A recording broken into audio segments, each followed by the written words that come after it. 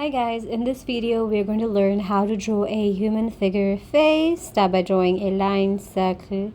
These are the basic grid lines that are necessary in order to achieve proper proportions of the face. I'm drawing it on an iPad because I like it.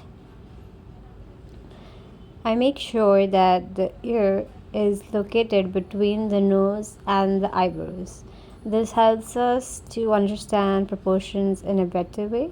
So just below the eyebrows I make the eyes. So I've made it in a style of a fashion figure eye. So the girl is looking sideways. Okay, these are her basic eyebrows. I am not going too much in detail. I'm just giving you an overview of where it is supposed to be there. And these are the lips. You just have to give basic lines to the lips, not add too much details, because at this point we are learning how to do it better. I give just a basic hairstyle. You can add whatever hairstyle you like, curly, wavy, or whatever styles you want. That's all up to you. This I've just shown it as a basic and just shade the hair so that you can see your face pop out on the paper rather than being the same shade everywhere.